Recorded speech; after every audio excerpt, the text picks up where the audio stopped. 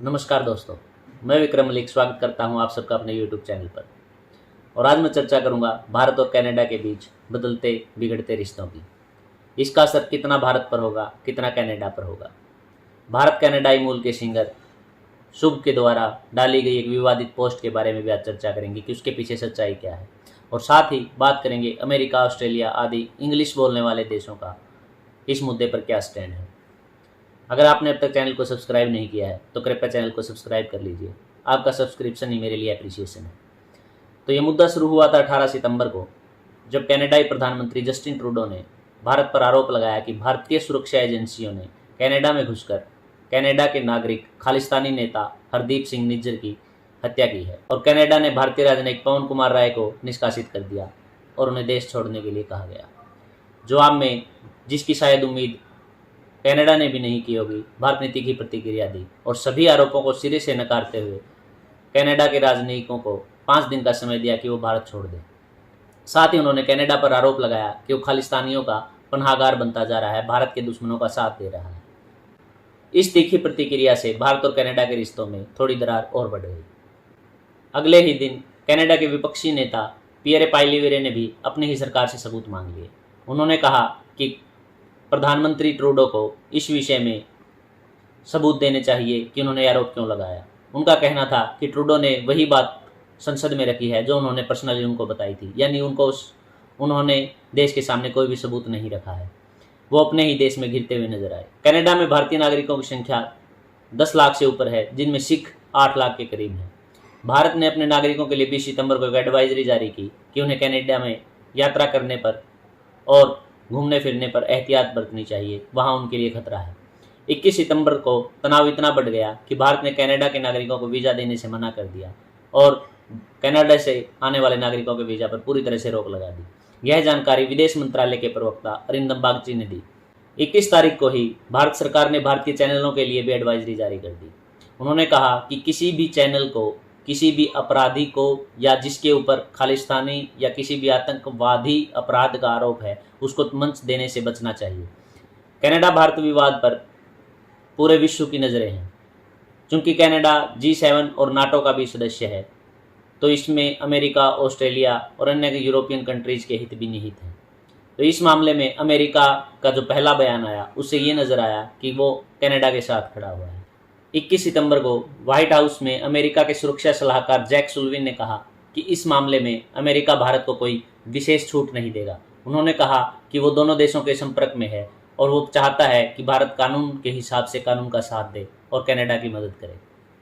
इसके अलावा Canada 5 eyes गठबंधन का भी एक हिस्सा है, जिसमें कनाडा के अलावा ब्रिटेन, अमेरिका, ऑस्ट्रेलिया और न्यूजीलैंड शामिल हैं। ये पांचों देश 5 आइज पैक्ट के तहत एक दूसरे के साथ खुफिया जानकारियां साझा करते हैं। तो ब्रिटेन और ऑस्ट्रेलिया भी इस मुद्दे पर कनाडा के साथ खड़े नजर आए और भारत पर जांच का दबाव बनाने लगे। उनकी तरफ से जो बयान आए, उनके आधार पर उन्होंने कहा कि भारत को कानून के हिसाब से चलना चाहिए। इन सब के बीच एक और जानकारी आई, जिसके अनुसार अमेरिकन राष्ट्रपति जो बाइडेन ने भी G20 के दौरान पीएम मोदी के सामने इस मुद्दे को उठाया था। जो बाइडेन के अलावा कई अन्य देशों के राष्ट्राध्यक्षों ने भी इस मुद्दे को प्रधानमंत्री मोदी जी के सामने उठाया। रिपोर्ट्स के मुताबिक ऐसा उन्होंने कनाडा प्रधानमंत्री जस्टिन ट्रूडो के कहने पर किया। हालांकि प्रधानमंत्री मोदी ने G20 के दौरान ही इन सभी आरोपों को सिरे से खारिज कर दिया था और इस G20 के दौरान ही तल्खी कनाडा और इंडिया के बीच इतनी बढ़ गई थी कि वहां पर भारत और कनाडा के बीच कोई भी द्विपक्षीय वार्ता भी नहीं हुई। मुक्त व्यापार समझौता, जो काफ़ी लंबे समय से चर्चा चली आ रही थी, उस पर भी दोनों देशों की तरफ से रोक लगा दी गई है। इन सब घटनाओं के बीच एक बड़ा और विवाद सामने आया। भारतीय मूल के कनाडाई सिंगर शुभ ने सोशल मीडिया पर एक पोस्ट डाली, जिसके अंदर उन्होंने किसी पोस्ट का एडिटेड फोटो डाला, जिस पोस्ट में उन्होंने पंजाब को पूरी तरह काला दिखाया। उसमें भारत के हिस्से से कश्मीर और नॉर्थ ईस्ट इंडिया को गायब कर रखा था।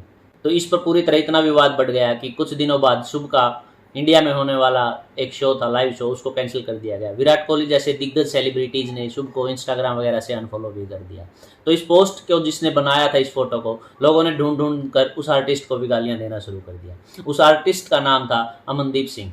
अमनदीप सिंह ने ये पोस्ट मार्च में बनाई थी और वो पोस्ट उन्होंने अपने सोशल इंस्टाग्राम ID से भी डाली थी।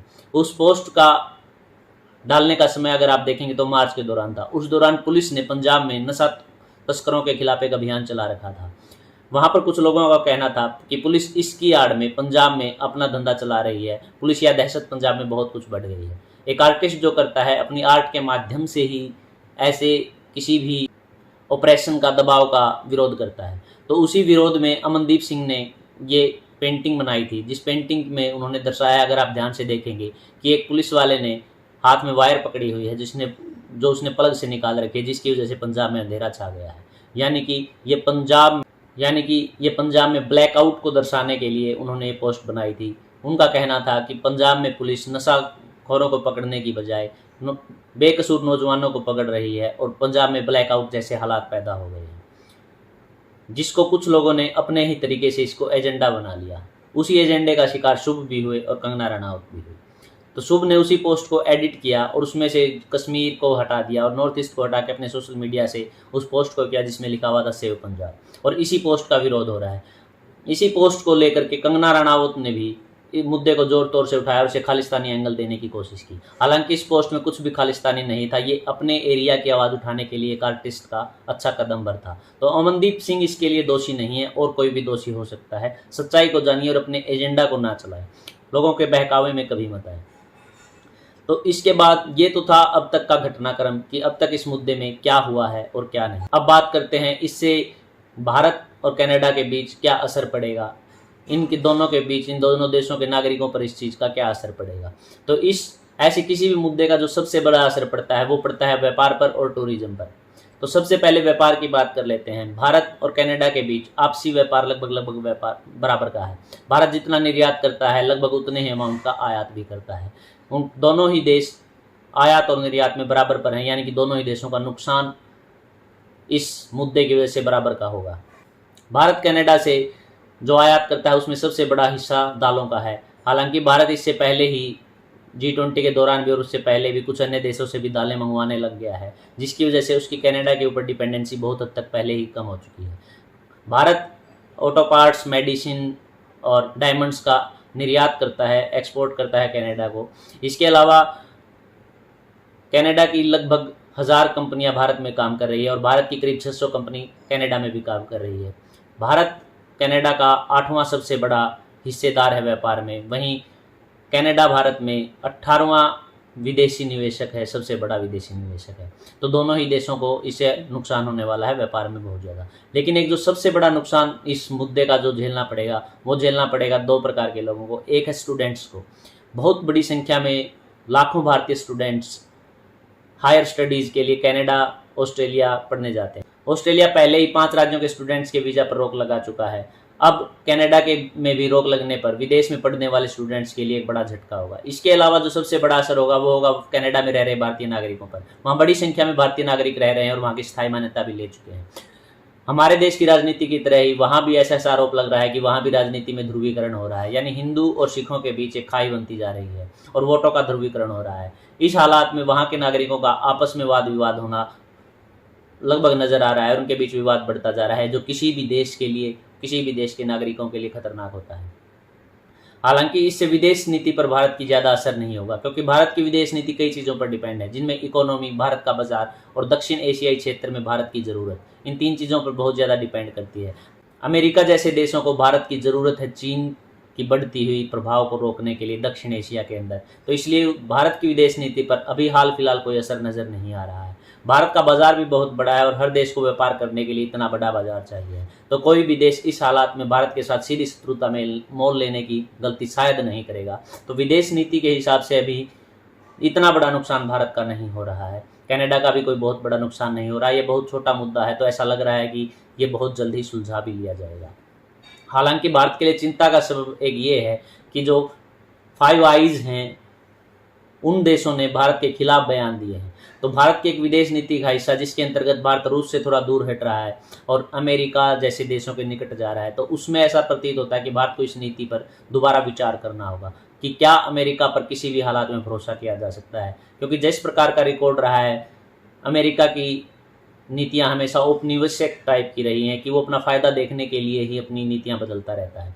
तो रूस से दूर होना क्या भारत के लिए सही फैसला है, उसके ऊपर शायद हमारे नीति निर्धारक दोबारा से विचार कर सकते हैं। क्या ये हमें नींद से जगाने वाला मुद्दा हो सकता है। हालांकि कुछ लोगों का कहना है कि अमेरिका का जो बयान है वो अमेरिका की विदेश नीति का हिस्सा नहीं है, वो सिर्फ जो बाइडेन और मोदी के बीच विवाद का एक हिस्सा है। अब इन दोनों के बीच विवाद कुछ जानकारों का कहना है शुरू हुआ था चुनाव के दौरान, जब मोदी अमेरिका गए थे और उन्होंने ट्रंप के लिए वोटों की अपील की थी। उस समय के बाद से ही बाइडेन कुछ मोदी से नाराज नजर आ रहे हैं और ये शायद उनके लिए पहला मौका था जिसके दौरान वो मोदी जी को थोड़ा बहुत सुना सकें।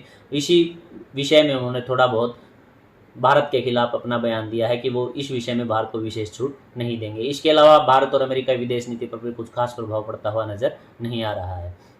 इसका असर कनाडा में भी पड़ेगा और उसका सबसे बड़ा असर पड़ेगा ट्रूडो के ऊपर। ट्रूडो एक बहुत बड़ी गलती कर गए, क्योंकि कनाडा सरकार में जो हायर रैंक्स पर इंडियंस हैं वो लगभग खालिस्तानी समर्थक हैं, तो उन्हें लगा कि सभी सिख खालिस्तान को सपोर्ट करते हैं, तो उन्होंने खालिस्तान को सपोर्ट करके एक तरह से बहुत बड़ा खतरा मोल लिया है। क्योंकि लगभग 90% से ऊपर सिखों की आबादी ऐसी है जो बहुत बड़ी देशभक्त है और वो चाहते हैं कि भारत फुले फुले, तो ऐसे लोग ट्रूडो का साथ देंगे, इसमें बहुत बड़ा संदेह है। तो ये वोट बैंक के लिए भी ट्रूडो के लिए एक बहुत बड़ी खतरे की घंटी होगी।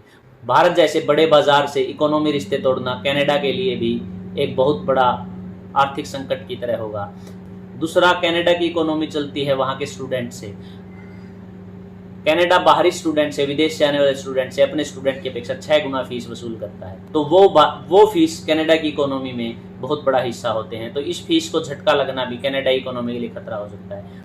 तो कनाडाई चुनाव में ये मुद्दा भी गंभीर हो सकता है और ये ट्रूडो के लिए काफ़ी हद तक नुकसानदायक होगा और ये कनाडा की राजनीति पर बहुत लंबा असर छोड़ने वाला है। जो भी हो, कनाडा विवाद अभी थमता हुआ नजर नहीं आ रहा है और जितना ये लंबा चलेगा देशों के बीच खाई उतनी ही ज़्यादा बढ़ती रहेगी।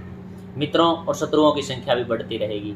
कुछ कनाडा के पक्ष में जाएंगे, कुछ भारत के पक्ष में आएंगे और ये सब किसी भी दुनिया में शांति के लिए बहुत ही गलत है, बहुत ही बुरा है। इन सब के बारे में आपकी क्या राय है कमेंट बॉक्स में जरूर बताएं और चैनल को सब्सक्राइब कर दीजिए अगली बार एक नए मुद्दे के साथ जो आपकी और हमारी ज़िंदगी को सीधा सीधा इफेक्ट करता है। धन्यवाद।